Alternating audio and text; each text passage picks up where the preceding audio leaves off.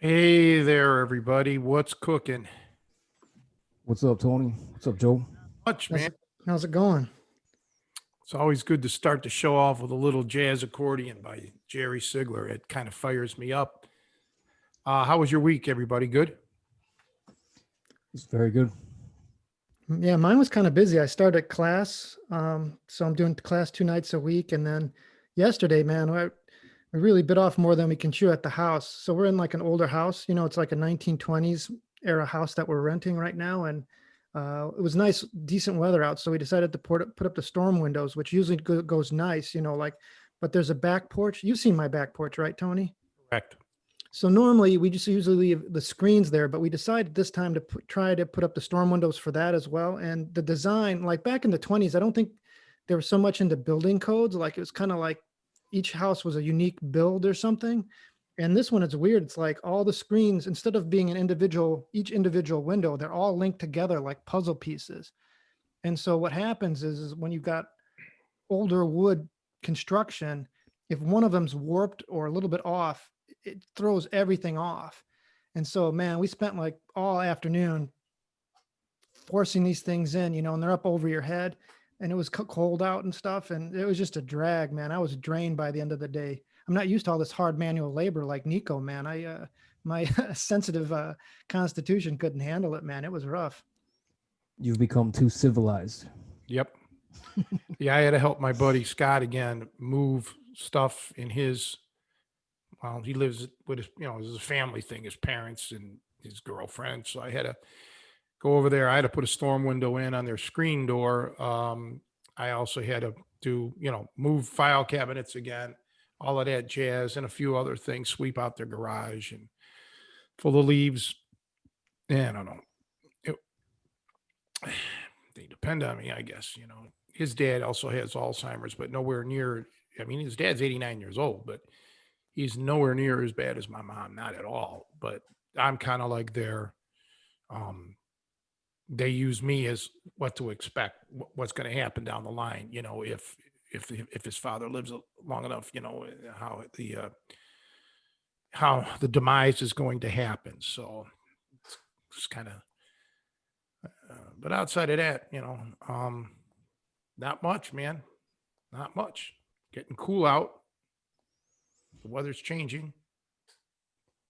Have you Well, set up your bike trainer yet? No, I have not. And I hope you guys will keep the show going for a minute. I just heard a big boom, bang. I hope my mom didn't fall. I'm going to have to be right back. So Nico, are you still working out? yeah, very little. Um, just been doing some body weight workouts when I can, which is not very often. But when work slows down, I'll be hopefully hitting it pretty hard again. That's true. Your job is pretty physical anyway, so you're probably kind of training in a lot of ways anyways. Like it's a lot of lifting and Yeah, stuff involved in general, right? yeah. Usually, I'm either framing or pouring concrete, and when I'm framing, I'm basically swinging a sledgehammer all day long. And then pouring concrete is, yeah, it's kind of like weightlifting and jogging at the same time. It's a pretty good workout. All right. I may have to be in and out because she fell. Oh no. I just got her up, got her on her bed. I, uh, it's tough. It's got to, got to keep one eye open, sleep with one eye open and everything. She seems to be okay, but she said she's real dizzy, lightheaded. So I told her just stay in bed, and then when we're done with this, she needs to just stay in bed. So, sorry Yeah. for interruptions, but it may happen again. Hope she's okay, man. Falling when you're older can be Yeah, right. Well, yeah. I mean, she's in the beginning stages of osteoporosis. Yeah, osteoporosis. There's a pre-stage. As a matter of fact, I got to get more of those caltrate pills this week. But she's light. She's lost a lot of weight. Anybody who came out and trained and ever met my mom was she was heavier set, and she's not. I mean, she's skin and bones now. But yeah, just yeah, whatever. It's tough. You get nervous all the time. You can never really take a deep breath. Um, but anyway, yeah. So, Joe, I know you sent us the thing about want to talk about, techniques today, which a technique, which we will, and you wanted to talk about an old time wrestler, which is difficult because when you talk about old time professional wrestlers, with the exception of a few, very few, uh, one, facts are scarce because nobody really kept track because they weren't considered true. I don't want to use the word athletes, but they, everybody knew back then even that, the sports writers and everything knew that these matches were fake. There was a scandal about it, and it pretty much got exposed. So, they weren't. It's a whole different kind of ball of wax. It's not like you're tracking Babe Ruth with statistics and so on. Many of these pro wrestlers had hundreds and hundreds and thousands of matches. I think they mentioned that Ed Strangler Lewis had 6,000 matches. Okay. Anybody, common sense will tell you that's you're not going to be competitive, you know, um, in something as grueling as wrestling or boxing or something and have 6,000 matches. So stats and uh, biographical information can become difficult. And with the world of professional wrestling, so much the biographical stuff is BS so many times. Even to this day, in Hollywood was the same way. Actors, actresses, the stories that you read, uh, many of them are just not true. They're completely exaggerated. Fake family histories, phony marriages, cover ups of, accidents. And even they claim Clark Gable actually literally killed somebody in a car accident and it was covered up by Cecil B. DeMille or whoever was in charge of the metro, Joseph Mayer, whoever it was, you don't know. So it's kind of difficult to talk about these stories because you just don't know what's true, what's not true. Um, I do have some insight through people who, knew some of the old time wrestlers personally. But again, it's not an encyclopedic thing. It's more anecdotal, and some stories are just not fit to, to rebroadcast. But um, yeah, even like I say, back then times were so different. Um, Paparazzi, photographers were many times hired by studios and they kept certain things under wraps, if they got paid or if they kind of liked you. Now it's like a free for all. People just make things up and, are digging into every corner of your life. It'd be tough to be world famous like that right now, to tell you that. So I'm kind of rushing this along because, I'm trying to get my shit in here. So if I have to leave again, um, uh, so what questions did you have technique wise, Joe? Well, I know we normally, obviously this is somewhat grappling focus, but it's really self-defense overall that, the theme of this, of our So, podcast and our training. So, I wanted to focus on something that doesn't come up very often in our circles. Well, is kicking, and kind of, uh, I don't know, all kinds of things around that, like which kicks you like, what do you like to target? When do you use them? When do you avoid them? I mean, just, all kinds of ideas around that.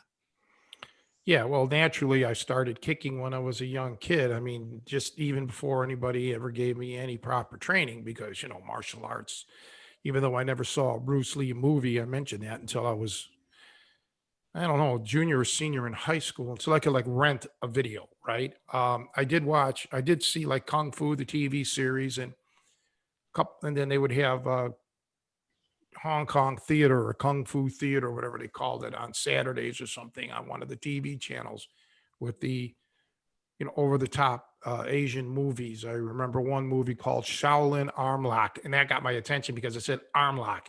Um, and anyhow, yeah. And when I studied kicking and or martial arts, if you want to call it, yeah, There was a time where I could, I would do the high kicks and all of that. Just, a lot of it was just basically for exercise. I was fit enough, and yeah, every kick probably has, in some place or another around the world, been highly effective. It knocked people out or worse. So I'm not one of these guys that'll say that kick will never work or this will never, never, never, that kind of deal. But for me, because of the boxing, the head movement, the wrestling, all of that, I tended to kind of keep my kicks low. And of course I use a lot of knees as well, but normally those are low. I didn't do any jumping, flying knee kicks or anything, or knee strikes. So foot jabs, a lot of foot jabs. That was very effective. Learning how to foot jab and then round kick, foot jab, round kick. Kind of thinking of your, right, jab, cross, hook. Using your hands, converting them to your feet, and groin kicks, of course. Especially in the street, that was one of my favorite things, to set the guy up, get him a little bit wide, fake him out. And okay, going back, even probably to this day, well, of course, MMA is kind of changing things. People are a little bit more coming out of a less traditional martial arts stance. But back in those old days, you knew if somebody had any kind of martial art training because they'd come up with this wild kind of flamboyant martial arts stance many times, whereas I never did that, unless I was just goofing around. So you didn't expect kicks coming from me because I look like a boxer and a wrestler. But I use a lot of angles and again, setting it up. So I like, for me, it was always lower kicks to the knee area, to try to take the guy out. Through the years, I met a lot of great kickers. Terry Dow, we did the catching kickboxing series, is fantastic. Of course, he had Bill Superfoot Wallace, who I know, and I don't know, when it comes to American style kickboxing, his kick, wow, and his side kick is, extraordinary. So those are, Bill Superfoot is world class. Superfoot is world class. When it comes to kicks. And of course, everybody sees the Thai boxers and, and that was more the style that I did. But snap kicks, roundhouse kicks, mule kicks are really important. Learning to kick behind you, again, especially for street fighting situations. And side kicks, although I never did them, nowhere near the side kicks like Terry Dow or Bill Wallace. They took it to the highest level. But those are very important kicks. And looking to kick inside the guys, like, kick the outside of the knee, kick the inside of the knee, use little teeps, just what do you call it? Like per kicks. Those are very effective. Learning to kind of set the guy up, kick to his shin kick, kicking his shin. And just not getting so focused though. Don't get so wrapped up. You gotta, I always looked at the fighting as a one whole complete package. Whereas I think a lot of people look at it as, oh, I'm in striking mode, or I'm in grappling mode, or I'm in ground fighting mode. See, I never thought about them like that. I looked at the whole thing, as one. And like, I guess the best example is, like, I could be out talking and just all of a sudden something can happen, and I'd go, oh, Maron, okay, which is an Italian thing. I don't think in my mind. My mind isn't, when something happens, my mind doesn't switch and say, okay, now say something in Italian. Okay. The Italian word just comes out, or the phrase or what have you. And that's how you have to become what you're fighting. It has to become intrinsic, a part of you, second nature. So you're no longer thinking, okay, switch now to grappling or switch now to ground. It just happens. And that only comes when you, and I think this is one of the biggest detriments when you switch your training, when you're, like today's grappling day and tomorrow's boxing day and Wednesday's, judo day, or, whatever, Thai boxing, what have you. You get those lines of demarcation. There's no smooth transition physically or mentally. It's almost up to you to kind of put it all together. So when your training is like that, you're missing out on that smoothness. There's going to be a lot of jagged edges, both mentally and physically, and that's hard. I mean, that's hard to overcome, and I see that in a lot of people, and it's not their fault. There's just no other way for them to train. They don't have that opportunity to get it all blended in, uh, like putting it in a mixer and liquefied. So it's now a smoothie, okay? And you want to fight like a smoothie. When you make a smoothie, you no longer see, or you shouldn't taste or feel all the different ingredients. It should be a complete new taste, everything blended together. And that's how your fighting should be. And both, again, mentally and physically. But very few people can get access to that type of training. So, so to wrap it up, I guess, generally, I would try to do low line kicks. And, the flooring, if you're on ice, outside, wherever, your foot, that plays a role in it. What kind of, structure is underneath you to launch your kicks? How much room do you have? Are you fighting in a tight quarter? Are you fighting, wide open? You think about these martial art movies, not that I've watched a million of them, but most of them are like, there's a lot of space, okay? Because it's a movie. They want to show off all these techniques. But how many times do you really have a lot of room? Right now where I'm filming, I'm looking at this room that I'm in right now, and I could do a foot jabs. I could do knee strikes, no problem, but maybe a side kick, right? Or a mule kick, but I can't even do a round kick in here. There's just no room. Okay. So you have to think about all of that, and have strategies, based on that. And that's another thing that you can all practice, not just you two guys, but everybody in the listening audience here. Wherever you're at, if you go to the store, any store, if you go to a restaurant, if you go wherever you work, look around you, visualize the environment, and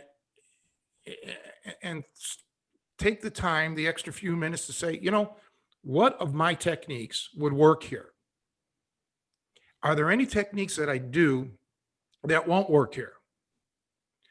And then of the techniques that would work, that you think would work, prioritize them. Which ones would be the most effective? Okay, so for example, damn near everywhere you go, you could throw a jab. Okay, let's say that. Well, is that the single most effective technique? Or would it be a left hook, or would it be an uppercut, or whatever, right cross, whatever it is that, your strengths are. And then plan a strategy for that. Just visualize it. Obviously, you don't need to grab a body and work it out. Just know. And that's one of the first things that I do, even if I go to a place that I'm familiar with. I look, again, I always refresh myself. Okay, I know what will work here, what won't work, but I'll look around and see, hey, is there anything here that somebody can use as an improvised weapon, either myself or an opponent, or, a bad guy. So it's a lot of situational awareness. And that's all on you. We can all become aware of our surroundings. It doesn't take, forever. Just a quick scan. If you scan the room, you should be able to see what all your choices are. So when I watch or hear about certain fights, the sporting fights, MMA fights or something, especially where there's more ranges of combat, it's interesting to me how they finish the fight. And I don't mean armbar choke or something like that. I mean on the feet or on the ground. And when you analyze an MMA fight, let's say, and it does hit the ground, don't just sit there and say, well, it ended on the ground. No, think about the whole ground fight. How much room did that ground fight take up? So did they instantly go to the ground in a little 5x5 patch and the fight end there? Or was it all over the octagon or all over the ring? See, these are things you have to analyze, okay? Because you just may not have that kind of room. in a real life fight. All right. And even if you're the best out of the two guys, let's say you know for a fact you could destroy this guy, you may end up putting yourself inadvertently in a bad spot where you're jammed up and now you can't make your technique work. So think about even your gym matches. And, we've all seen thousands of gym matches through the years. Doesn't it seem many times that people end up in the corner or up against the wall or something? No matter where they start on the ground, they seem to move all over the place. And that's a big tell. That's a big tell right there. And if that's consistently happening to you, that means that your ground fight, you're not at that level where you can just instantly, if you're on your back, let's say, end this quickly enough. So you'd have to start making concessions here for the street. So if I go to the ground, I'm on my back and I can't get a quick submission, and all of a sudden I'm starting to get moved around because the guy on top is whatever, he's just moving me around. I've got to practice getting out, get up and get out, and it's not a bad idea to get like duct tape, and just tape areas on your mat in your gym, let's say 5x5, 10x10, 5x10, 6x8, whatever. Okay. Or even smaller, whatever you want to do. And just see how can you handle that situation? What can you do in that confined space? And then you're going to find out, and even on the feet, you can do this on the feet, on the ground. You're going to find out, shoot, man, a lot of my stuff may be limited. I may not have the room to do this. So some of you may not remember what a telephone booth is, but the funny thing when I was growing up was learning how to fight in a telephone booth. If you can defend yourself in the telephone booth, you can beat anybody in the world pretty much. Okay. That's pretty much how you had to think. Because man, and it's an exaggeration. Naturally, a telephone booth was designed for one person, but it's the point of learning to fight in such a confined area and, learning how to control your body and hide your vulnerable spots. If a guy ties your arms up, or two guys, you've got to start improvising how to hide your head and your groin or whatever is vulnerable to you. So, it's another way to train. It's another, I like to use it I consider it now an advanced form of training. I never thought of it as advanced years ago, but now because nobody does it or very few, this is something that isn't, a beginner technique. It's not even an intermediate technique. And in some schools, it's not even advanced technique. It's beyond that. A lot of schools just don't do this kind of training. So that's just what you have to do. So kicks, strikes of any sort, ground techniques, it doesn't matter what it is. You need to know what you can do in the situation that you're in. And that's on you. Everyone is going to have a different toolbox, different amount of techniques available to them just in general. And then you have to instantly know, based on your location or based on the atmospheric situations, what's going to be your high percentage today. So that's how I look at it. And then, and another thing, how do you feel today? Do you have an injury today? Is your back hurting? Is your arm injured? Is your knee injured? These are things that, you have to be cognizant of too. I mean, we've talked about pain when you're the adrenaline will cover up a lot of pain, but still, if you have a limb that just isn't working, you've got to have a plan around that. Okay. So, this is homework for everyone. They should really alter their training. I don't know if a lot of people are really that concerned with the street aspect of it, but I think they should be. I actually think that should be, in my opinion, that should be your priority in every school in the world. And sports should become, that should be an afterthought. That should be the fun part of it. But I do firmly believe self-defense should be the number one priority in every in every school. That's my opinion. Yeah, I remember when I was in high school, I got in a street fight, and I was at that time I was training at a boxing gym, and I got cornered between a fence and a garage. It was in an alley, and it was cold out, so I had a winter coat. And I remember I was being maneuvered by my coat, and it was like over my face, so I couldn't really see. And I just remember panicking in that moment because I had never actually trained that type of situation. And it took away like all the techniques pretty much that I knew. And I think mentally I was defeated at that point because I had just never experienced it in my life. And then also I remember getting back to the amount of space when you're training. I remember I used to train a lot of times. We do a lot of sparring and stuff and grappling in the mat space, and it was a big area. And then I remember going to a boxing gym that had a very tiny ring, super small. And I remember I used to do like rounds and rounds, on the mats. And I remember gassing out within the first round in that tiny boxing ring. I mean, totally gassed. So it completely changed the dynamics. So I think it's really good to change up the space that you're training in. Well, to go back to your first point, yeah, your boxing, with the jacket, your boxing training was sport, and it didn't specifically train. And I'm not judging it. I mean, that's what it was there for, was sport.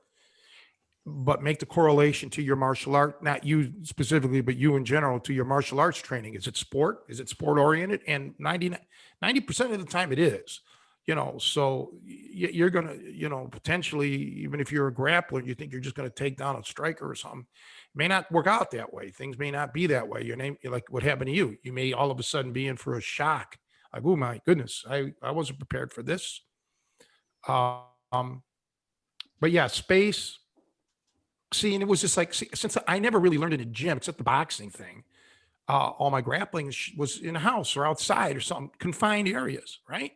So I've been very lucky, just sheer luck that I didn't have this extravagant, like beautiful gyms to work out at until I was even when Joe started with me 20 some odd years ago at the tool and die shop. We were working on concrete, and in a very tight space with heavy machines that aren't going to be budged. We're talking about machines that weigh, 1,000 pounds or more.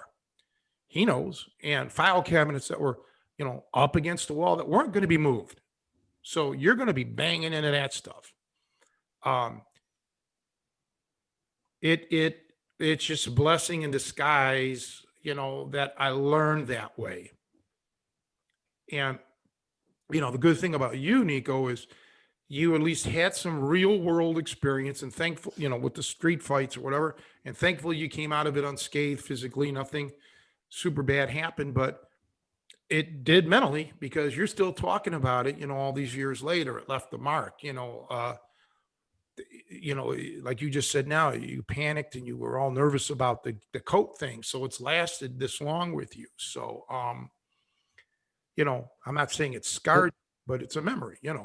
That's another thing. It was, I guess, my vision being obscured, and also in the boxing gym, I remember I had to wear the sparring helmet that was too big on me, and after getting hit a few times from the top of the head, it's right over your eyes, and when you can't see, for me, it's like almost like I start panicking because I don't know where the strikes are coming from, and I don't got time to adjust my helmet. So I think obscuring the vision can really mentally screw with you.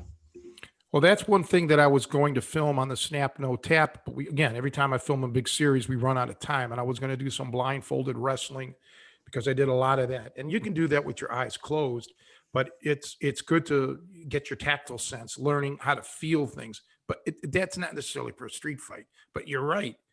When you can't see, it can be terrifying.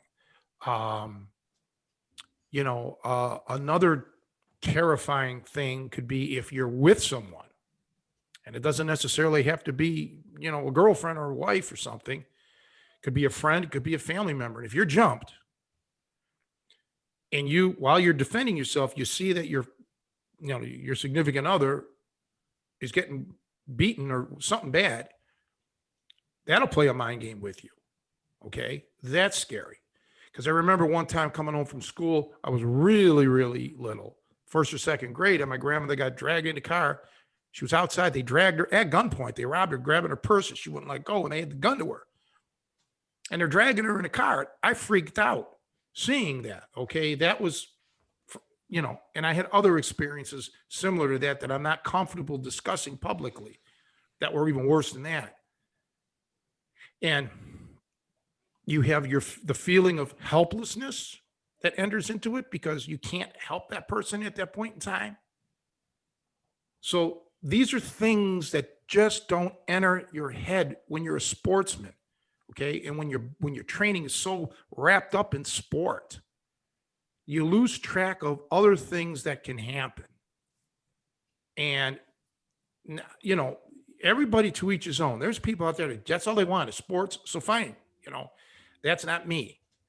So I empathize with what you're going through, Nico, because I've been through that. I mean, a lot of other people have been through that in their life.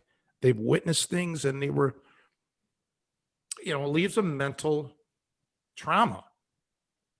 And you have to be able to deal with it at that moment in time and then post situation. So you don't have lingering effects mentally, for the rest of your life. And you probably never forget what happened. You just have to process what did and come to an acceptance so you don't mentally break down and destroy your life either overtly or covertly.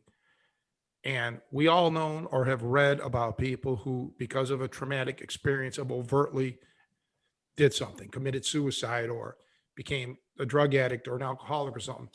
Excuse me. But covertly, without them even knowing, they're doing things over and over to harm themselves or whatever, or harm other relationships, be it romantic or friendship, because of trauma that they have not been able to process. So, that's where getting appropriate mental health comes into play. And you got to take the stigma off of that about going to see a counselor or a psychologist or even a psychiatrist. But this is all tied in together. So when you're talking street fighting, you're not just talking about what can I learn in the dojo or what can I learn from Joe Blow. There's a lot to it. And psychological elements, and even in your sports, even in sporting events, sometimes there's psychological elements that come into play, but more so in a street. So it's a deep subject, and it's something that, I don't even think, it's a tiny percentage of people probably worldwide that have had that kind of training that encompasses everything from physical techniques, diet, strength, cardio, to the mental techniques, and beyond meditation and chanting and all of that kind of stuff that may happen in some martial arts schools. I'm talking psychological. How do you deal with perhaps a woman getting, a woman student who's been raped or been into that situation where that could happen? How do you prepare for that? Right. So you just have to open up your mind. And sometimes, obviously your coach probably can't teach you all of this, no chance, but now it's on you to maybe go out there and search for someone else or an addendum to what you're currently learning. It's crazy. It's such a deep subject. So when I see a lot of these street fight videos in the past, or, again, not that the techniques may or may not work, that's irrelevant, but they're missing the bigger picture here about this, your psychology. Don't worry about getting into the psychology of the other person. Worry about yourself. Okay. I always say this: fight only your opponent. Don't fight yourself. So you've got to learn you. You've got to study you and know how you would handle certain circumstances. It's tough. It seems like the situation that you're most vulnerable to is going to be the situation you've never seen coming, never experienced in your life. It's like the move that you're going to get caught in is probably the move that you really have never seen or have much experience with. Could be.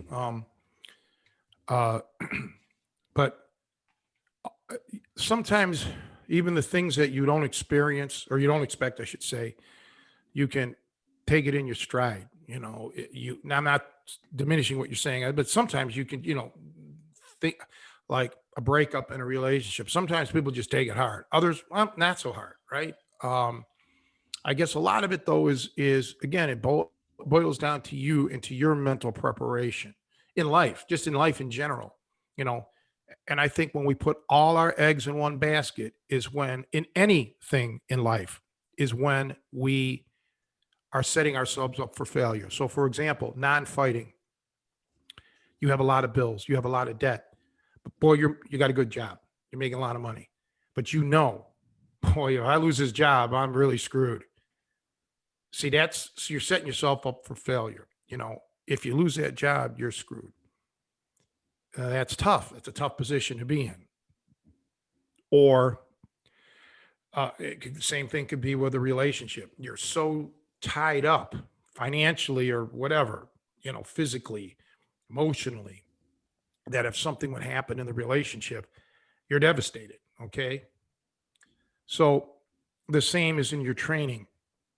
You're so geared up with, let's say, your grappling, that if somebody clobbers you in a street fight and either knocks you out or just completely discombobulates you because you've never been used to that before, I mean, you're in trouble. Or conversely, if you're a striker and now some wrestler ties you up, that's where you panic.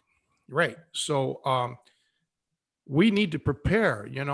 Each individual has unique circumstances. And, I think the more prepared you are, even if it's play acting, so to speak, role playing, if you just do a critical analysis of yourself and see where are you most vulnerable in life in general, where are you most vulnerable, and start working on tying up those loose ends and making yourself less vulnerable. Okay. So I don't know. You may have maybe all your money, maybe you're with a girl and all your money's in her account. Well, maybe you need to start, instead of maybe withdrawing all that money and causing a chaos, start your own fund, start your own bank account or whatever it is and start banking money away just in case. Nothing ever happens. Fine. The money's there. That's just a quick example off the top of the head, because I know finances, especially now in this day and age, affect a lot of people in their relationships, and it always has. So you got to do that with your training, and you want to become as invulnerable and as impregnable as you can, physically and psychologically. That's the key. So would you say that having a good coach is vital for that? Because it seems like it's hard to see your vulnerabilities yourself. Well, a good coach, I mean, if you can find one, but just a good friend, somebody who, because like I said, not all vulnerabilities is physical. They're emotional, they're mental. So with that, you need a good friend or a family member that, coworker, who, whatever, somebody who's, confident in themselves enough to say, hey, look, I see this in you, Nico. I see that, you flew off the handle yesterday, when that drill bit broke. It's not a big deal. It's a $5 drill bit. What difference does it make? Worst case, if it come out of your check, you make $40 an hour or whatever, it's no big deal. It's a sandwich. So, you need somebody that can, have the guts to tell you what they see, and it's critical. And then you need to get it from other people. Now, there's two, not just one, because somebody could be biased or, this has got to be somebody that you respect and can trust, that doesn't have an ulterior motive, of course, because a lot of people, will try to manipulate you. Okay. And especially sometimes if you go asking for help, this is with a non-professional. If you go asking for help, then they kind of see that, oh, he's a little vulnerable. And now if they have any kind of ulterior motive or agenda, they may manipulate that. And you have to be very careful with your coaches too. A lot of them don't really, they care about the money. They don't, many of them, they don't care about anything else. And if you tell them something, they may say, okay, now I know how I can work on this guy, you know, psychologically. Same with, a lot of people who are religious. They go to church, they start talking to people. All of a sudden, you're exposed, and now people are going to use that against you. So you have to be very careful who you go to for any of this advice. Okay.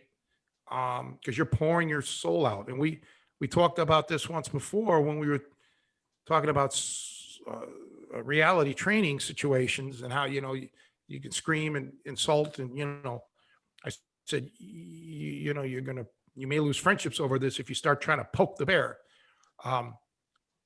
But it depends on how serious do you want to take this? Do you want to take it to the level where you know that you've done everything possible for your training? Very few do that, so it's up to you. But I do believe everybody, no matter who, martial artist or trainer or not, you need to shore up any loose ends and work on things that may make you susceptible to a collapse, and then and if that should happen, then my advice generally is start working on acceptance.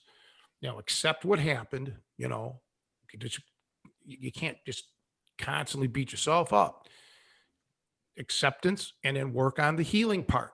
Okay, it's like a scab. Don't quit picking on it. It'll never go away. Accept what happened and work on healing. So what we want to do is preempt all that and work on what's wrong now, so we can hopefully prevent the scab from developing, so to speak. And if it does, you'll probably be a little bit more prepared to deal with the aftermath than someone who just didn't care enough to begin with. I think my problem with getting advice from people, like you were saying, is, on the opposite end of the spectrum, where you're saying being careful who you talk to, be careful who you trust. I don't trust anyone pretty much. So that's my problem. I have a hard time opening up to people because I'm always thinking the worst. I'm always thinking like this person has ulterior motives and I don't want to talk to them about, my problems. So that's what's hard for me. Well, you're not wrong in feeling that way. I mean, again, you don't want to go over the top to the degree of no human being that you can trust. But yeah, you're very rational thinker, you're a critical thinker, and you realize that there may be people out there that have an agenda. And it comes down to working on your perceptions. And I think the more you know somebody, the better you know that person, the more insight you can get into him or her. Maybe it'll start chipping away at your lack of trust. Give somebody a small dose, okay? Just something that really isn't super critical to you. Pick somebody that you think I would really like this person.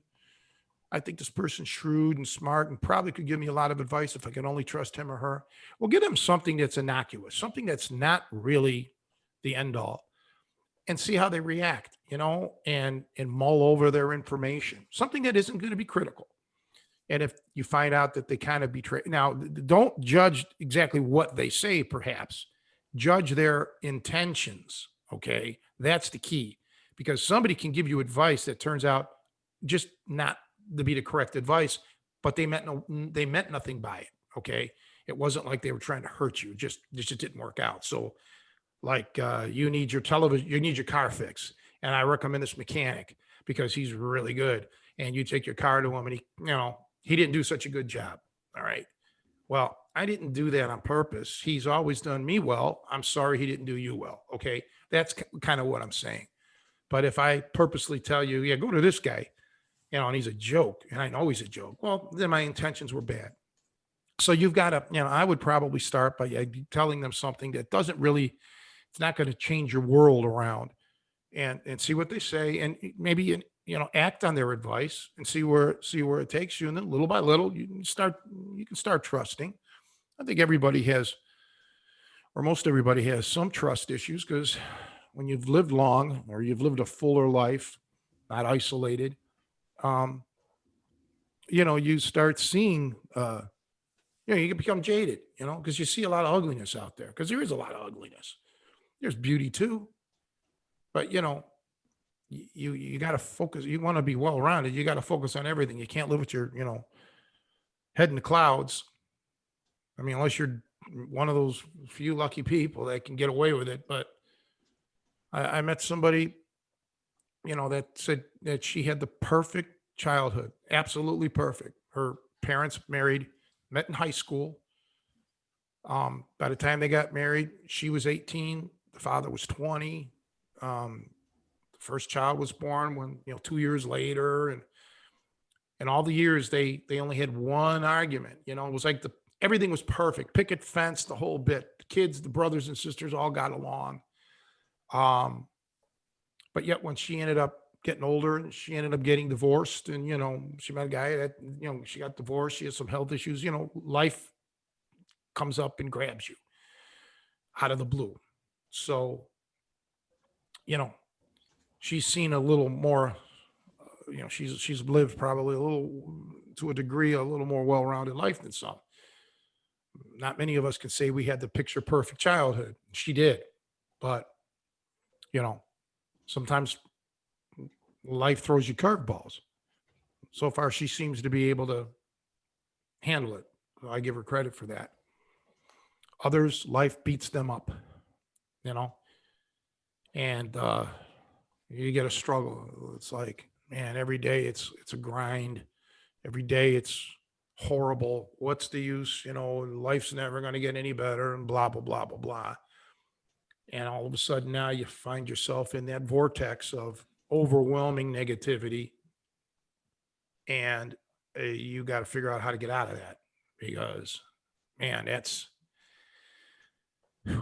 a bad place to be, and that'll affect every aspect of your life, you know. And we don't have time here to discuss every possible scenario. People who are addicted to work, people who are gamblers or sexaholics or whatever it is, you know, people all have crutches. There's very few of us that are, if any, that are completely fully adjusted. You don't need that. You just need, like I said last week, mad, glad, sad, scared. You can have all of those emotions. Just don't go to extremes. Be kind of like down the middle. And, you know, things might just pan out.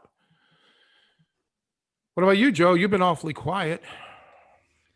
Just thinking about a lot of this. I mean, we've covered a lot of grounds here. It definitely answers my question about kicking, but we were. I was thinking about. Well, I had questions about you about that. Don't go to extremes uh, statement, which I think definitely makes some sense in some realms. But like, what's the danger of occasionally being euphoric about something, like just kind of the extreme of happiness? Now obviously I imagine there could be a crash from that, like if you're or if you think you need to be that way all the time, but it seems like occasionally being there would be a good thing, as opposed to the extremes with like anger or sadness. It's a danger zone. There's nothing wrong with brilliances of light. Take a flash camera, okay? If somebody's taking your picture with a flash, that'll stun your eyes momentarily, but then it'll go away. You're back to normal. If that flash in your eyes was there consistently, it's going to damage you. If not permanently injure your eyes, it's going to make you incredibly uncomfortable. And that's the thing with emotions. Yeah, you can have a flash of like exuberance. Your team won the Super Bowl, which I'll never live to see that. But you know what I mean? Something like overwhelming. But that's not a euphoric state. That is a euphoric moment, a capture, a small slice in time. Like if your loved one dies and you're going to cry and you're going to grieve, yeah, it's going to be emotional. That's just a moment. That should be just a moment in time, a small portion. It should not become your lifestyle, your overwhelming mental state. And that's what that's all about. And then you have to see what other physical manifestations happen because of these emotional states. You know, if you're in a street fight and you get so scared that you freeze or you start shaking, or, you know, or you get cut, and now because you can't control your emotions, you're bleeding out. Okay. In that case, that can become deadly. You could die from that. So it's about controlling. I mean, if you want to let it get loud, you know, like ecstatic, euphoric, okay, for a moment, then you got to get it back under control. If you can't control your emotions, then you need help. That's necessarily means doesn't necessarily mean medication, but it means intervention. Someone's going to have to, you know, watch you.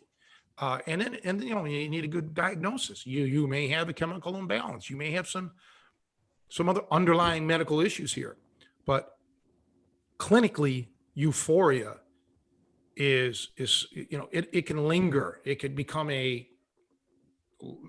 what's the word I'm looking for?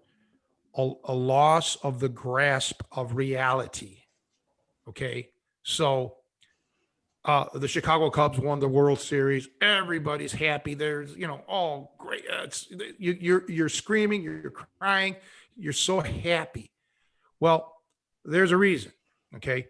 The Cubs, after, you know, what was it, 400 or 500 years, they didn't win the World Series. They finally won. Okay. So there's a cause and effect. But if you found $20 on the street and you got $50 in your pocket already, and you have those same emotions that you did like when the Cubs won, there's a problem here. Okay. This is a psychological problem. And this is how, with REBT, this is what we're talking about here. It doesn't cause and effect isn't there. You found $20. It's not the greatest, 20 million. Okay. But $20. And that happens to people. And you've probably seen people like that. They just continually overreact to something. They'll blow something out of proportion. Okay. Whatever it may be, it's probably just a minor thing, positive or negative, but they blow it up to be too much. This is the problem with you. You know, not you, but, you know, you generally, I'm saying this is the problem with you, because then you can't really, what's the word I'm looking for? Assess situations. And if it comes to a street fight, if you're already prone to hyperbole, how can you honestly assess? Like here, let's get back to the auto mechanic. There's been, you know, auto technicians that have, you know, it happened to my friend Johnny Rice. His engine blew on his Cadillac. That was the end of that motor. He had to get a new car, okay, because to replace that motor would have been, you know, over $5,000. Now that's an actual fact that happened. Now, let's say your check engine light comes on. You go to the same mechanic, and he goes up to you and he says, "Well, you know, you probably have a blown motor. I mean, that can happen. You know, now you're out $5,000, or this motor's gone. I mean, you know, I got to check it out, but my goodness, you know, I just had a guy in here whose engine was blown." You'd be like, "I don't want to go to this mechanic. This guy's scaring me. He's overreacting. It's just a check engine light." Well, that's the same scenario in your life. Okay. The check engine light comes on. Doesn't mean you need a new motor. Okay. Don't go to the extremes, even though, yes, potentially the extreme may exist. It's such a tiny percentage.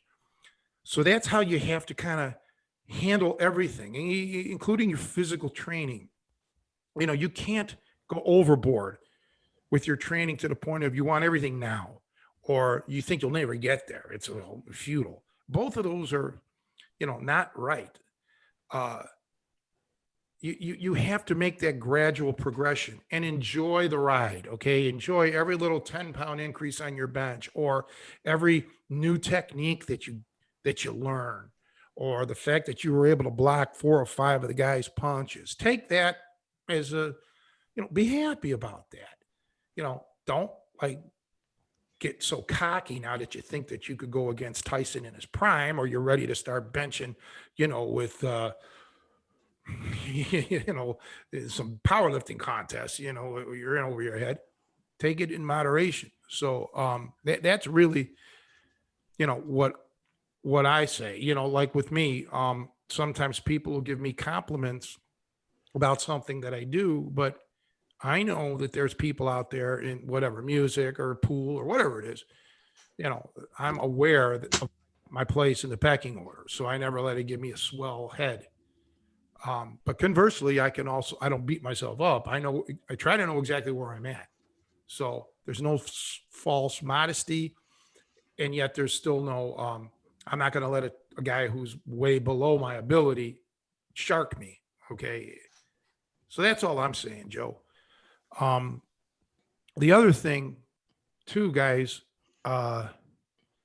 you need to we talked about this a few weeks ago, but it's really important to find a vent, find an outlet, a hobby or something to take you away from all of the situations. And maybe not make that hobby something that's competitive. Maybe you need just a relaxation hobby, right? Because I know a lot of people who what's that? Boy, my mind's not working right now, but it's you replace one negative with another negative. Like you take an alcoholic who's just obsessed with drinking. Well, you take that away, but now they become obsessed with something else. You need to, what's the word? Not even necessarily, well, maybe it's obsessive, but sometimes you just need something to relax you, that you don't really care enough about to get overwhelmed, but it gives you a calming effect. And everyone, for that, it's going to be different for everyone. It could be reading a book, it could be drawing if you're into that, watching a movie, or who knows. Listening to Mozart, right, Joe? Trying to look like Mozart. Yeah. Going to be looking like Mozart. You're almost there. Like I said, the last several weeks, you were Albert Einstein. Today, you're, Larry Fine from the Three Stooges. So you're doing this in gradual stages. Well, it's just like we were talking about kind of mental health, and it's a process. My hair is a process. It's not a one-time thing. So yeah, it's going through stages and accepting those stages. So there's the Three Stooges stages, the Mad Conductor stages. I'm looking forward to when I get to Einstein, possibly. You were already there. I was there. Yeah, Maybe when I get a little older and grayer, but eventually, like I said, we're shooting for 80s hair bands. It's all possible. You don't want to limit yourself, basically. You don't want to, Nico, psychologically, or whether it's psychologically or about your hair, you don't want to limit the possibilities that you can achieve. Really, you don't put those limits on yourself. And definitely don't let those of you, like maybe let's say your coach, put you down for those things. Let's say you have a dream about how your hair should be. You shouldn't let anybody tell you opposite. I will send you pictures. I will go on eBay and maybe find a Fabio poster for you and mail it to you, as a coach would do. Inspiration. That could be your idol now. I don't think you have to look at eBay. I'm pretty sure you have a lot of Fabio paraphernalia at the house. I'd have to look. You never know. I mean, it's possible. He's Italian, right? But yeah, I mean, everybody takes their own thing. I know a lot of people. I was driven. Don't get me wrong. I mean, to excel at anything, you got to have that drive. You got to be, focused and have that intensity. Some people don't know when to turn it off. And, in essence, I don't know how full of a life they can lead, because many times you end up burning bridges along the way. I remember many years ago when I was serious about the music, drums and everything, and jazz accordion and all that. And I was playing jobbing musician, and I would date girls and they'd want to go hear a band. And I had more than one girl tell me, Tony, you take the fun out of it, because I'm critiquing the band. I'm like, they sucked. The drummer's not that good, or the guitar players, he's missing chord changes. They're like, Tony, I mean, more than one woman told me this. The exact words, you take all the fun out of this. Okay. And, they're right. I did not know how to turn it off. I did not know how to turn off that switch. And I'm like that even with the fighting. I'll see these clips, or something. This guy's not very good. He's missing this or that. He gets this wrong, that wrong, that wrong. And people are like, shit, shut up, man. We don't want to hear it. Don't, but that's just, that's just how I am. So when I'm out in public, like just to relax, just to go out and have fun, I don't want to talk about fighting. Okay. And now the music is no longer a part of me. So I can go out and hear a band, and I can say to myself, well, he's not that good, but I don't need to harp on it. I can let it go now because it really doesn't matter to me. Okay. So that's just how it was in my life.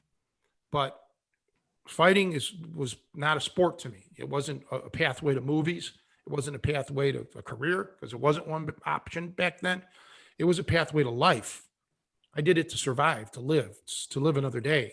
And that's, you know, I want to continue to live another day. So, that's why fighting will always be paramount to me, more than anything in my life. So, but yeah, everybody's different, man, but you don't want to be a schnook. You do want to have some drive and dedication to get good. Um, but I guess my best advice to everyone is to just have a balance, don't blow opportunities because of your minded focus, because I've blown a lot of opportunities in my life, or I've looked the other way, or I was too determined to do something. And in the end, even if I did it, what was the payoff? Did I get that, to use Joe's word, that sense of euphoria? No. Most of the time, no. A couple of times, yeah, maybe, but most of the time, it was like, okay, well, I did it. Now what? Um, so that's just my take. I mean, everybody could go through life differently, but of course, everyone who knows me knows that I've been a man who's lost pretty much everything in his life, every material possessions, personal people. I've lost so much that now I'm just cruising. I don't get excited about anything anymore. And you don't want, and that's not good. But what are you gonna do? Um, Isn't that what bipolar is basically?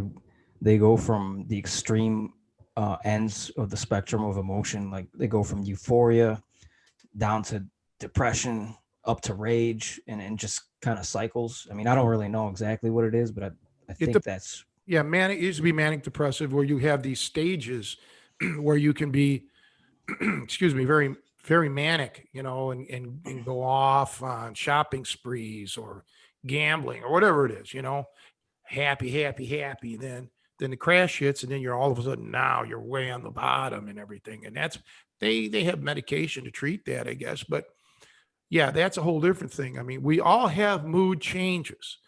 Like I said, just having those mood changes doesn't necessarily mean you're manic, or that you're bipolar, or that you have borderline personality disorder, or anything, or narcissism or megalomania. Um, but because everyone will show a trait of something. Okay. Like I tell people, when you have a cough or when you have a cold, you may have a runny nose, you may sneeze or something like that, you may cough. Well, we all sneeze, we all cough on a day, not necessarily on a daily basis, but routinely. Well, that doesn't mean you have a cold. Okay, just means something got up in your nose and made you sneeze. You know, um, you may eat hot food and that may trigger a runny nose. No, doesn't mean you have a cold. So just because you have these traits that, let's say, a bipolar person would have, or this or that diagnosis, that doesn't mean you have it.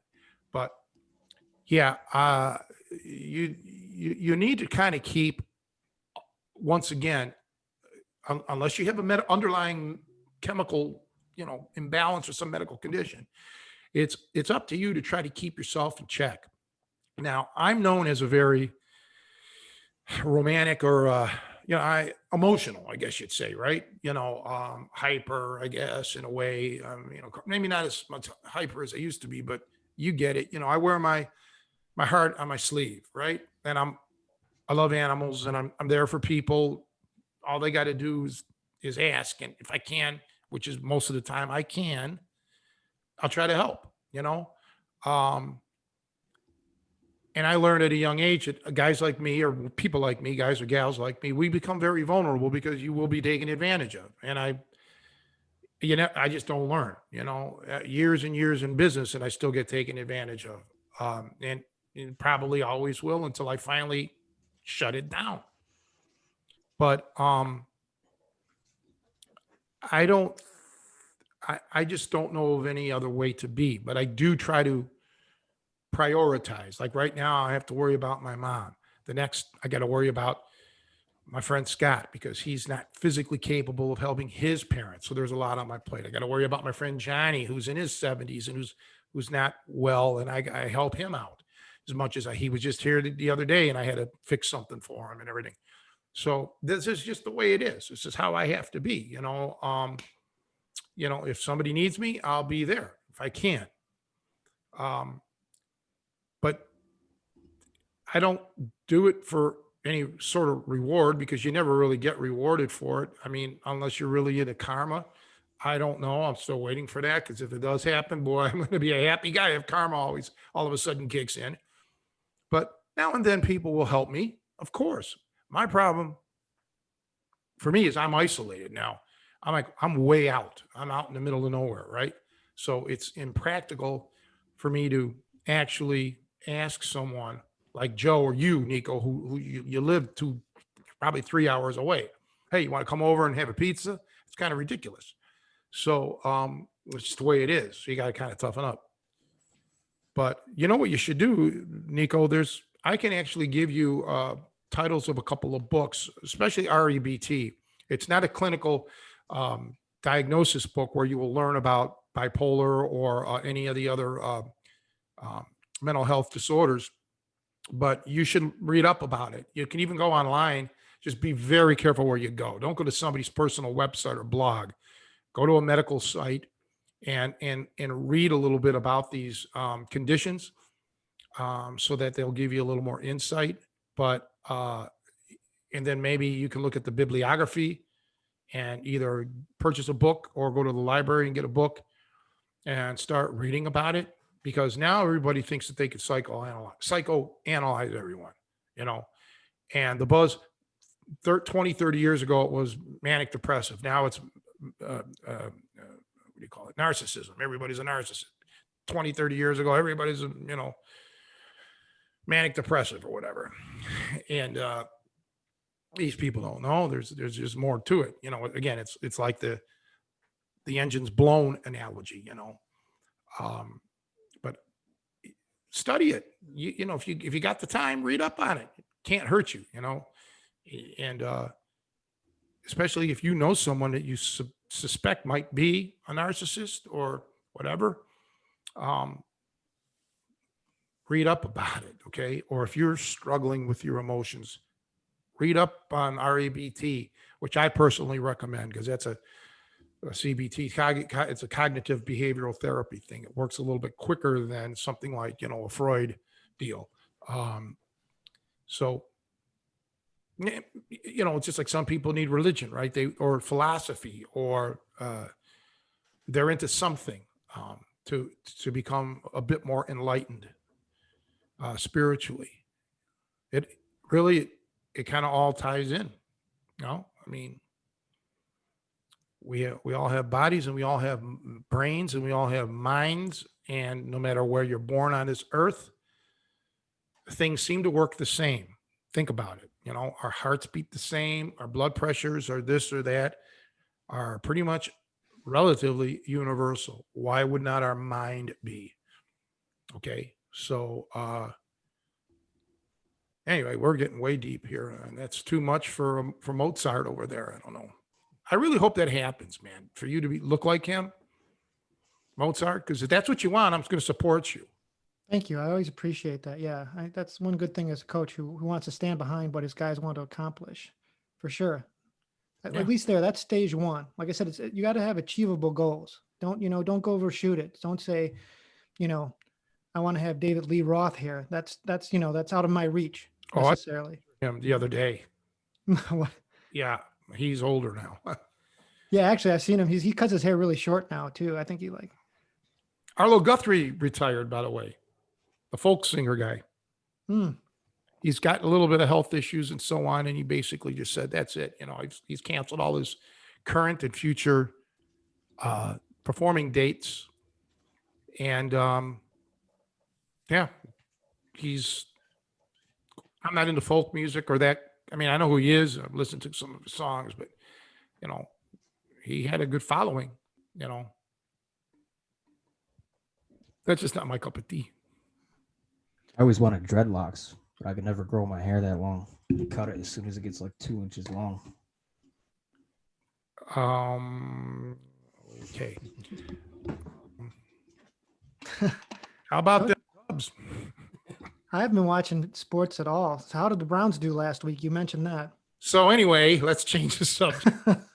The damn Pittsburgh Steelers. That's okay. Browns are 4-2. I mean, you know, they lost to both of the guys, and you know, to the Ravens and the Steelers, and the Browns got smashed.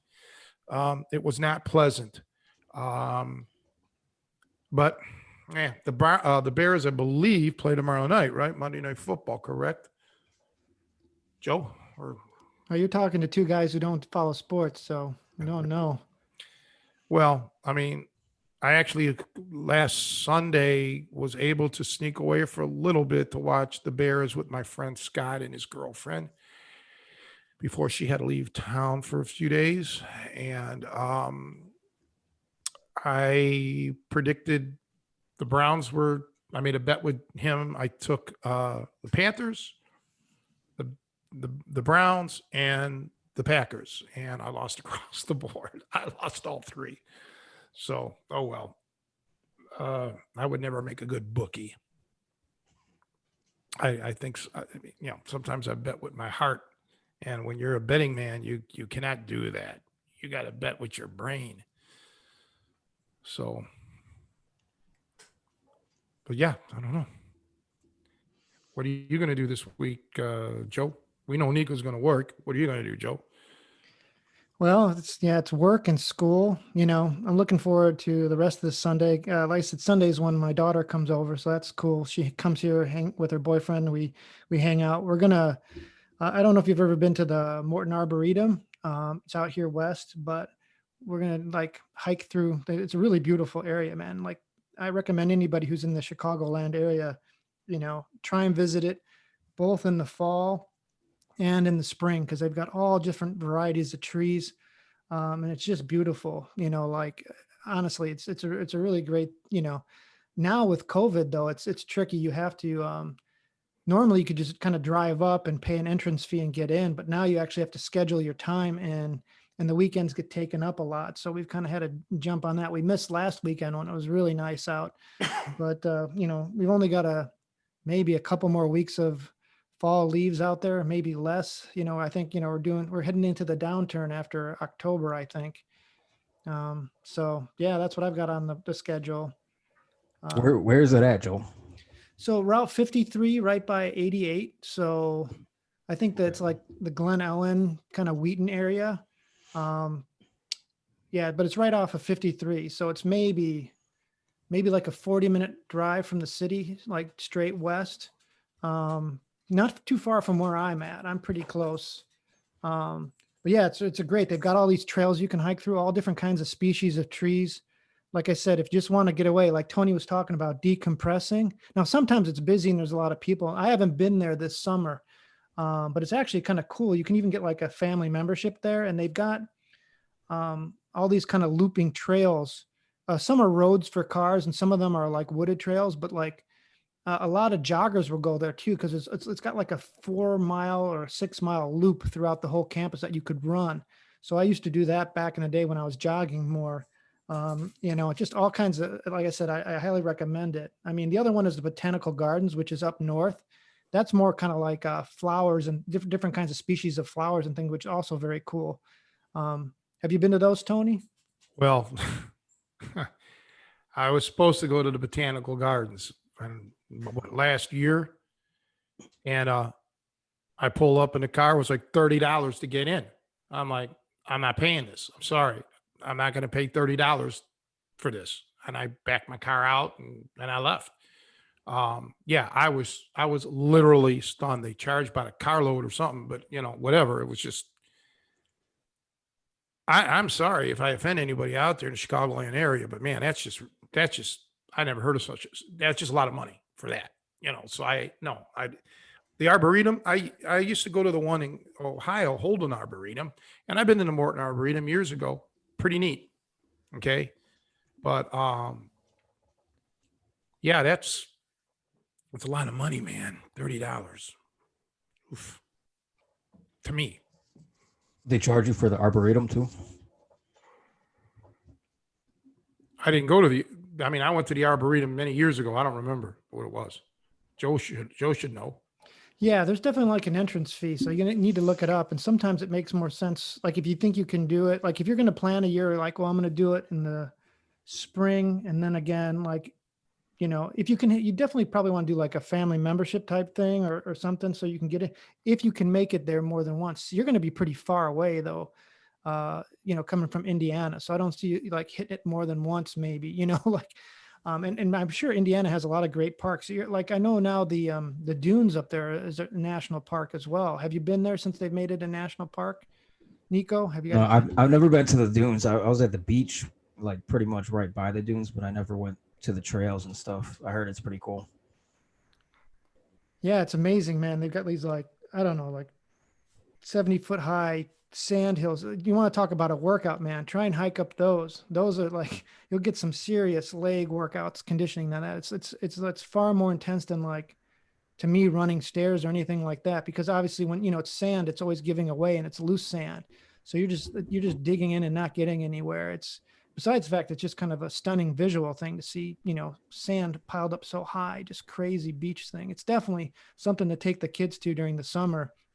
And probably by next summer, God willing, uh, they'll have some kind of a vaccine and we'll open up all these things so people can kind of go back to a normal routine, hanging out and going there. But uh, I think both Michigan and Indiana have some really nice dunes, and it's definitely a great beach day for the family.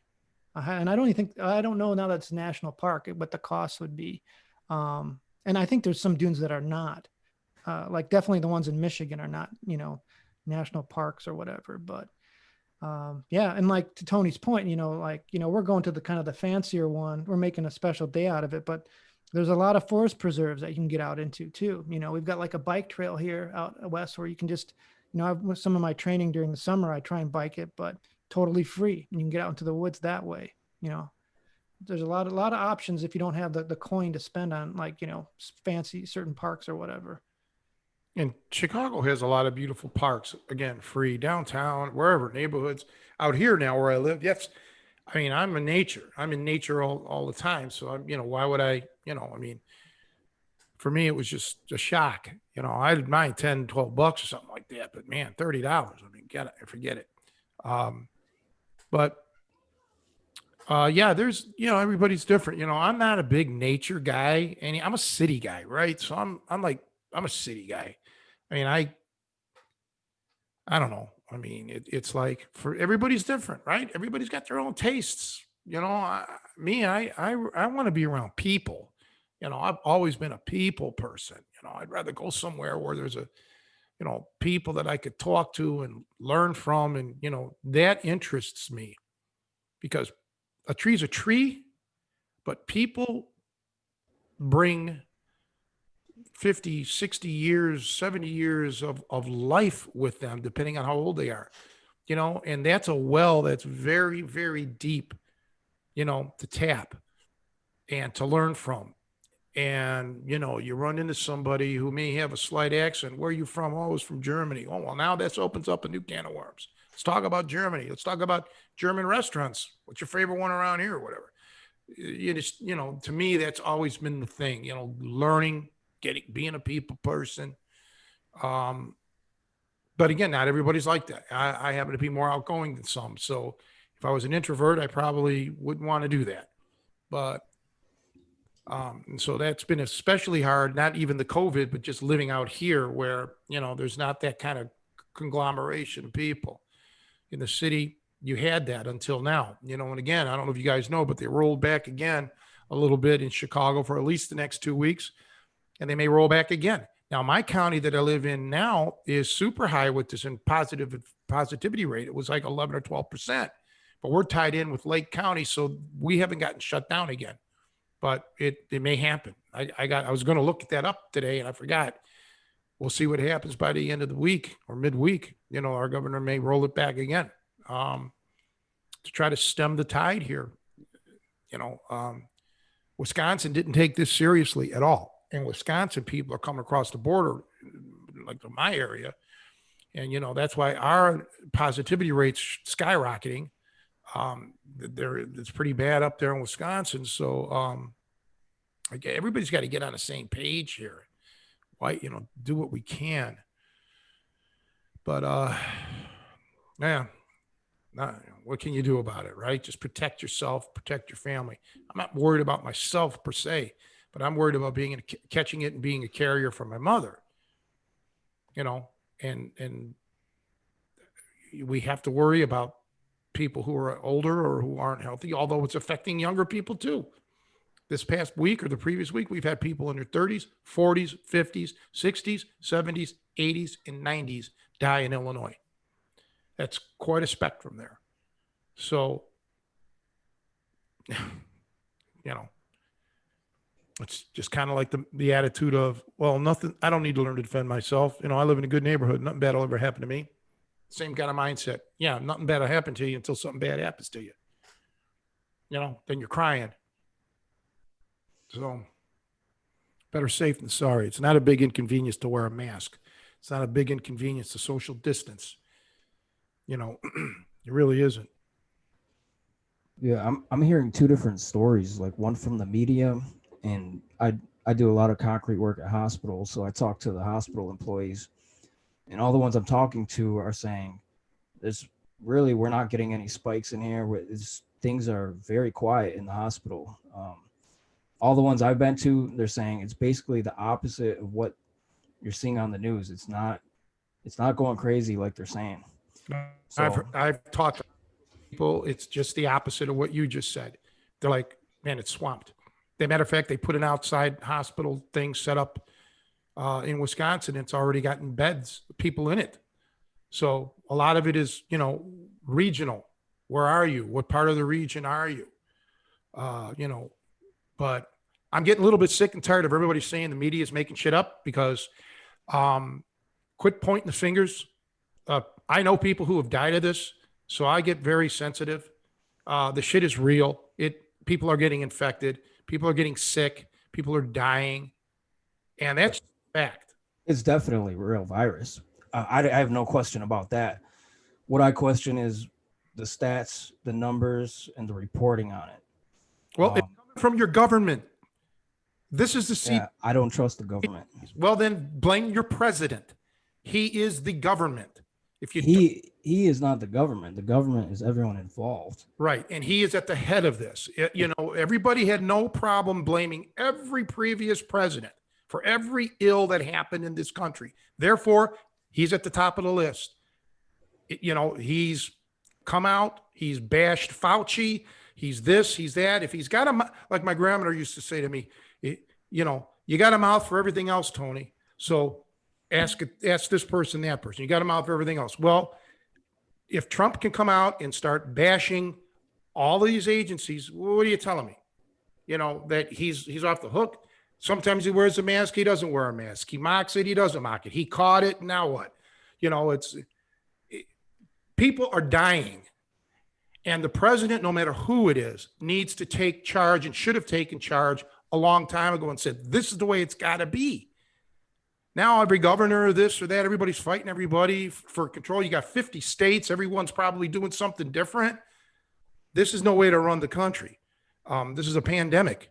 You know, this is an attack from a virus that's coming from, you know, is an invisible invader. If we were being attacked by another country, let's say an actual country, would whoever the president is leave it up to each individual governor to defend your own state from, let's say, you know, China or Russia or whoever's going to attack us? No. We're supposed to be the United States of America, and we're supposed to fight this together, you know, and that's just not happening. Everybody's on their own, doing their own thing. I'm sorry if we're getting upset, but man, I'm just getting, you know, we've been in this shit already for what, 8 months or 7, 8 months. And, you know, it's just not getting better. I mean, and the worst weather's coming. Now what? You know, I mean, 230,000 people as of today are dead. That's, we're approaching 250,000 people in America that have passed from this. I and I know people don't believe those numbers either. Well, guess what? They could be more. It could be more than that. Who knows? In the beginning, people weren't getting tested as much, so maybe they had it. And we don't know. But it's scaring me to think that. I mean, I live in an area where they just don't want to wear masks. These people just don't care. I don't know. I don't know what to say. Now, North Dakota and South Dakota, it's pretty rural out there. They were this past week the leading states with this stuff. Think about that. That's shocking to me. Yeah, I question the science and the stats and everything. I don't believe nothing. Okay. As far as the masks, Indiana wasn't wearing any masks to begin with, pretty much. It was not mandated. After they mandated the mask, the numbers started going up and up after the official mandate. You can't go anywhere without a mask, and the numbers are going up. So do the masks help? I mean, really, what is the purpose of the mask and how is it being used? Is a bandana really going to do anything on your face? Is a medical grade hospital mask that you use every day for months on end, is that going to protect you or anyone else? No. You're supposed It's all bullshit. It's all bullshit. You could put something on your face and you're good, but it does nothing. It just gives you a false sense of security. And it's well, you just said that you don't believe the statistics, and yet you said, well, since we've been wearing masks, the positivity rate's gone up. So if you don't believe the statistics, then you can't believe that the rate's gone up. You can't have it both ways, Nico. Either you believe the statistics saying that the rate went up, or you don't believe it at all. Which one is it? I don't believe it at all. Well, then I don't believe anything that's being reported as completely accurate. Well, okay then. So then you don't know really in your mind if the rates have gone up or down because you don't believe anything you read. I know the people I talk to at the hospitals have been saying that nothing's going up in their hospital.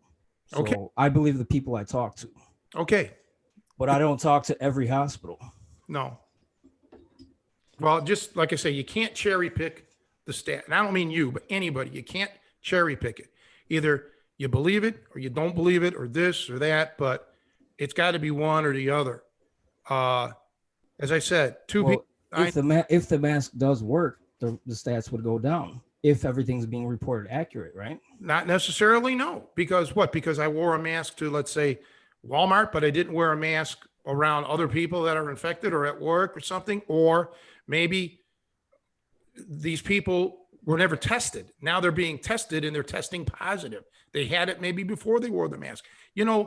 We don't, how long is it? You know what they were saying initially? That you had to be in contact with someone for 15 minutes solid, okay? 15 minutes, within an enclosed space to catch the virus. Now they're saying it may not be 15 minutes continuously. It could be, could be 15 minutes in a broader spectrum of time that you're around someone that's infected. So I don't know of anybody, I'm not saying there aren't, but I don't know of anybody who wears a mask 24 hours a day. So if it just takes 15 minutes, let's say, of not wearing a mask to get contaminated, then we're in trouble. Now, I'm not saying that's the facts, but that's the latest that's coming from the CDC. From what I heard from certain doctors is that the majority of people are contracting it from contact with droplets, not through airborne. But as far as the 6 feet apart, there's no scientific basis for 6 feet. A virus is not going to travel only 5'11". I think that's all based on surveillance. Has nothing to do with a virus. There's no doctor that I know of that says a virus can't travel 6 feet. The 6 feet is all bullshit to me. Well, then make it 12 feet. Who knows? The point is, they're trying to keep you from droplets come from not wearing a mask. If I have a mask on and it's good enough to, the level to stop the transmission of the virus, then there will be no droplets coming from my nose or my mouth. Okay. However, just like the coronavirus or the rhinovirus with colds and everything, you can get it on your hand and put it on the doorknob or something like that. The next person comes and opens it up, and now they got it. Okay, this happens pretty much all the time with flu or this or that, but now it's just because it wasn't taken seriously enough in the beginning. It was understated, and it was continually understated. A lot of people just don't take. They just don't care. That's the thing that bothers me. I don't know, but long before the coronavirus, I think all of us, if somebody was sick with the flu, the real flu, we didn't want to be around them. Okay, people were told, "Don't come to work if you got the flu. We'll all catch it." People took that seriously, but for some reason or another, many people, not everybody, but many people just are not taking this seriously enough. They're like, it's not that important. I don't know. I just shake my head. And then I start to wonder, if they don't take this seriously, what about the next time around when something even worse than this comes along? And it may not happen in our lifetime, but it might. Who knows? Are we going to go through this again where nobody's going to believe anything? I think this is a beta test. I think this is only a testing ground before they release the true pandemic that's going to be devastating. And I think it's going to come pretty soon. Who's they? Who's they that are going to release this? The enemies of this nation. In my opinion, the enemies of this nation have sent us this virus. I believe right now we are in a covert war with other nations. And this war is going to escalate and probably escalate into a full-blown world war. But I think that before that happens, this beta test proved how vulnerable our nation is, and they're going to release the real deal at the right time. And I think everybody should think ahead and think about that scenario. Just think about America without stores, without power, without all the conveniences we have, and a deadly pandemic at the same time. I think that's a scenario we should all be thinking about, because I think it's very probable it's going to happen, and probably soon. Are you going to believe it if it happens? Are you going to believe the statistics, or are you going to say the media is making it up? I don't believe anything I see on the media. So then how are you going to know if this pandemic that's coming that you're predicting is going to be for real? Because I will talk to the people at the hospitals. I talk to people that experienced it. I know people that had the virus. I believe it's a true virus. I believe it's bad. Most of the people I talk to, here's the thing. When did the media say that the virus came here? The last I heard, our president was informed of this, I believe, either in December or January, for sure January of this year, 2020. Okay. Almost every person that I know has either known someone or experienced all these viral symptoms in November or December before they announced that it was here on the media. That could very well be true, because maybe this is every single person I'm talking to is saying this. Understood. But listen, they may have thought they just had the flu. When AIDS first came out, doctors were seeing patients. They had no clue what it was. It wasn't until X amount of time later that the doctors could retroactively diagnose, oh, my patient actually had HIV or AIDS or whatever. I'm not a medical doctor. But so that could have been the case here as well. It could have been here in November. It could have been here in December. Or it could have just been the flu that these people had, because that is flu season. So we don't know. So it's speculation. All I do know is that they're reporting that the government here, the USA, knew about it like in January. And okay, I don't know. I'm not in Washington, but I do know this: it's still around. And I know Paris, France, or France, however you want to look at it, they were doing shutdowns is like a week ago or 2 weeks ago. This is just not limited to the United States. And this is happening everywhere. So it's not just an attack on the United States. It's an attack on the West. Well, okay. Do you consider India the West? Yes, I do. You consider India part of the West, okay? Because India is an ally. India is an ally. And India is one of the greatest allies of the U.S., especially in a war between the U.S. and China. All right, so it's just the West in your mind. It's not just America then. Yes. Okay. So then who's behind it? Well, we know it came from China and whoever's allied with China. Told you? How do you know it came from China? Because of the media? Because you Okay. can't trust the media, you said. So how do you know where it came from? I'm playing devil's Yep. advocate here. Well, you're right, but I read alternative media. Not, I don't believe the mainstream media necessarily. I do think that there's truth with a twist on the mainstream media. So I always read. I take it with a grain of sand. So there's always some kind of ulterior motive, usually with any media. Just And- like just like I think every person has an ulterior motive. I think the same way when I look at any article, any newscast, anything. Well, you can have your opinion. I can have mine. Joe can have his. The bottom line is there is so many misconceptions, and a lot of it is because of this quote unquote alternative media that just spouts whatever they want because they really don't have the credentials. If they get shut down, they just open up a new website. No big deal. But the fact of the matter is, this is just not happening to the United States alone. It's happening to many countries, and we don't know how accurate the reporting is in many of the other countries. All I can tell you is common sense would say I doubt they would overreport it. If anything, many countries would be underreporting it. So it's a worldwide pandemic at this stage of the game. The seriousness of it, let's leave that up to the epidemiologists and the scientists.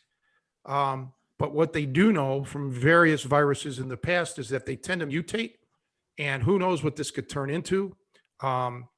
Let's just hope that if they do come up with some sort of vaccine, it'll be readily available and it will be effective for one, and it will be financially feasible for people to get it, because certain things have been said, promises have already been made that if there is a vaccine, it would be free. I'll believe that when I see it, because I don't know about that. Vaccines cost a lot of money to develop and they have to be tested. Would you be a guinea pig for a vaccine, Nico? I don't want nobody to stick me with nothing. There you go. Okay.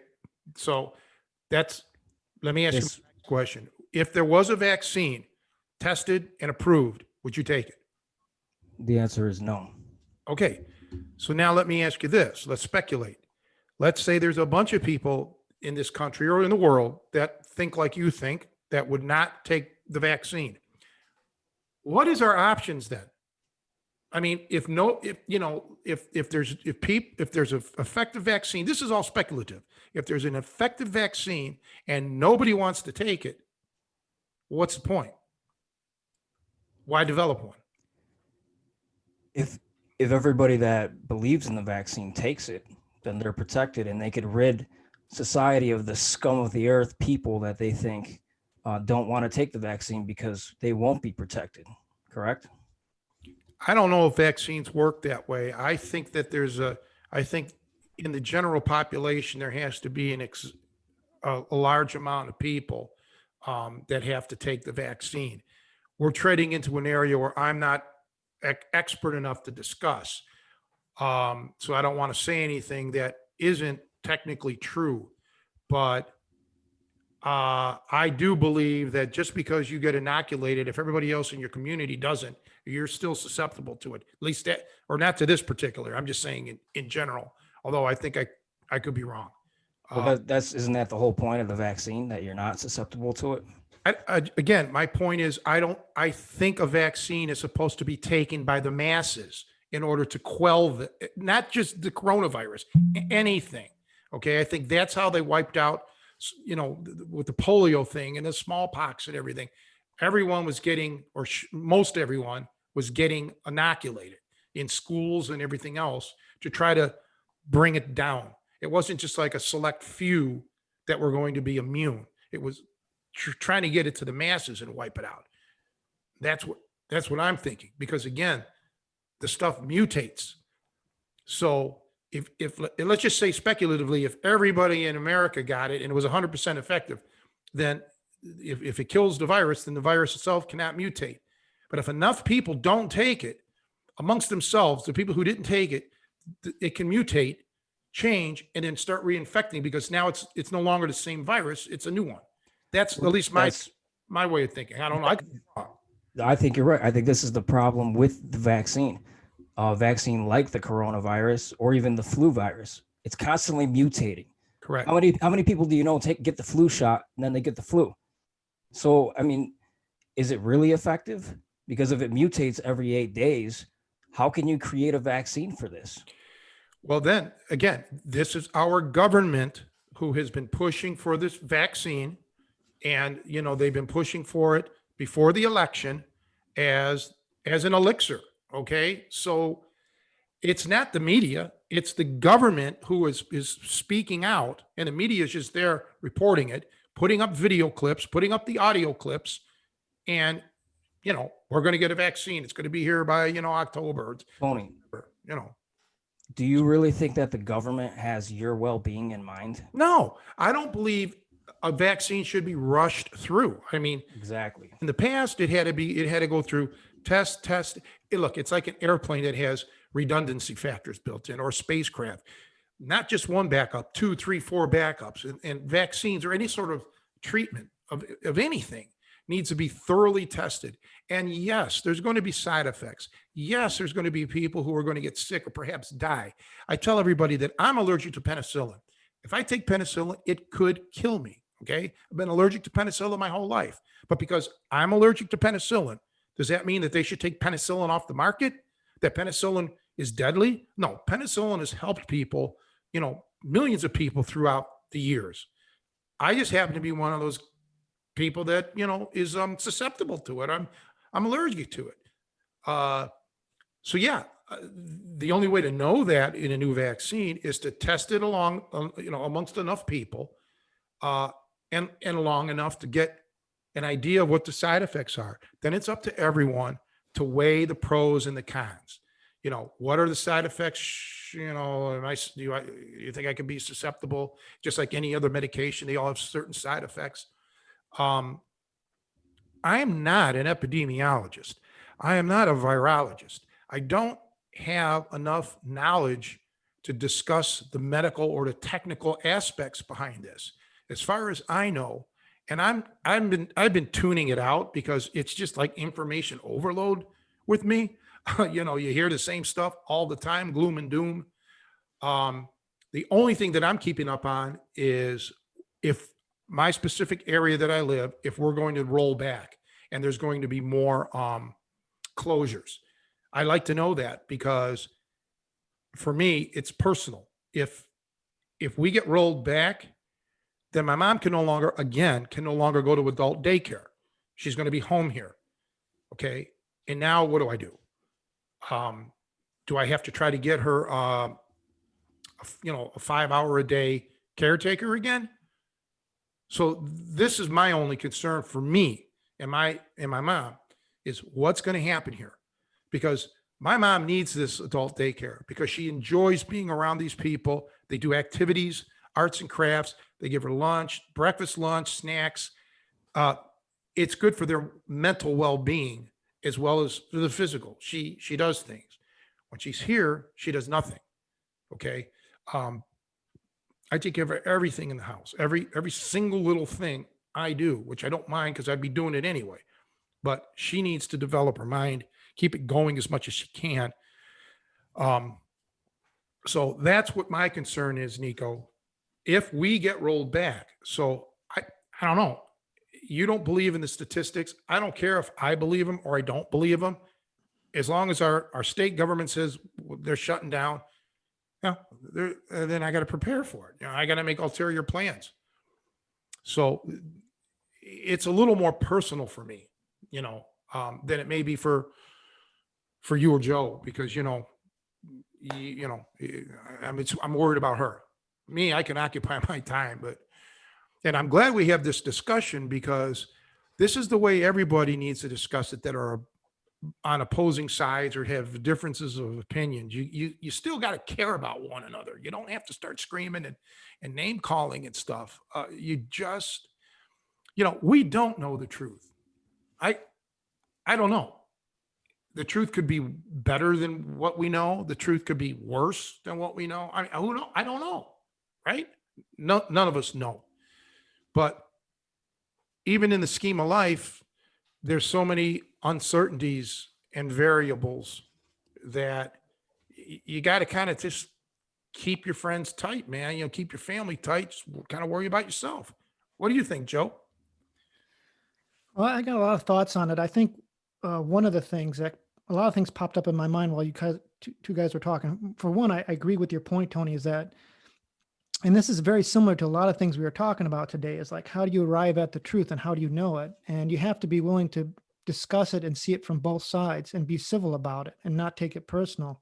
Whether it's your fight training or your psychological or financial health, you're going to have to get, your information from a lot of different sources and weigh them against each other to arrive at what you think is, the best decision uh, you know, closest to the truth.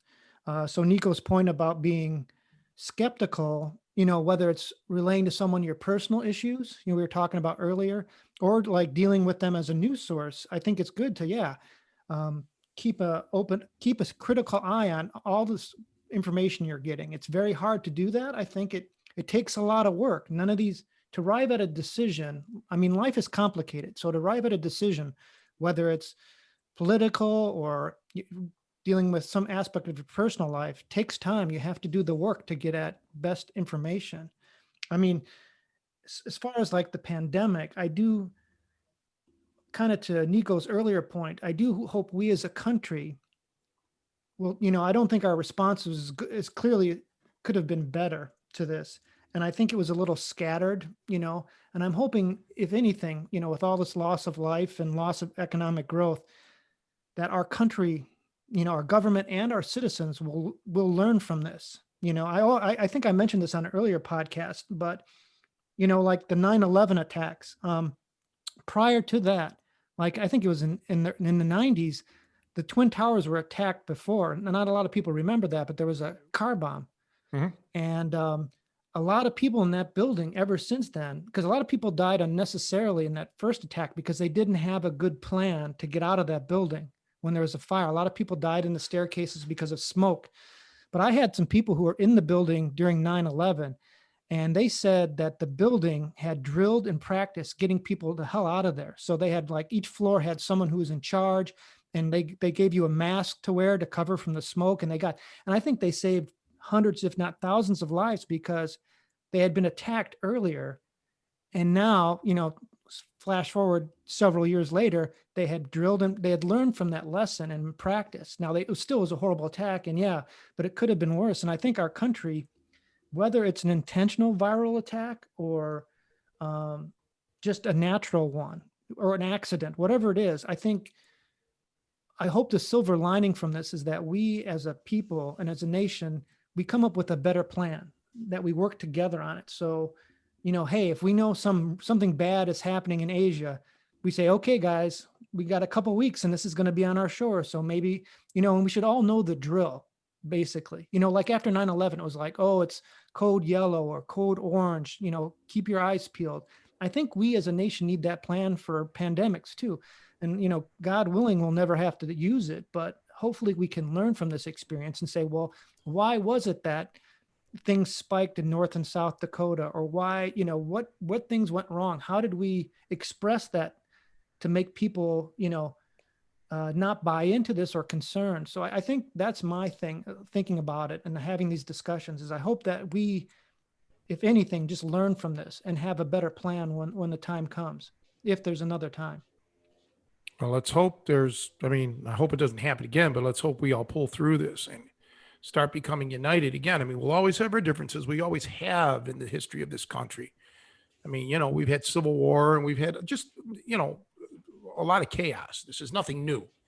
Um, it's just been, it's bubbling, it's brewing. It is what it is. Um, but somewhere along the way, I believe everyone has to stop, you know, you got to start thinking about your fellow man. Okay. Period. And there's a lot of wrapping around the flag kind of stuff here, wrapping yourself in the flag. And I don't know if everybody knows what it means. It means all men are created equal for one. And I think that part of it is being missed.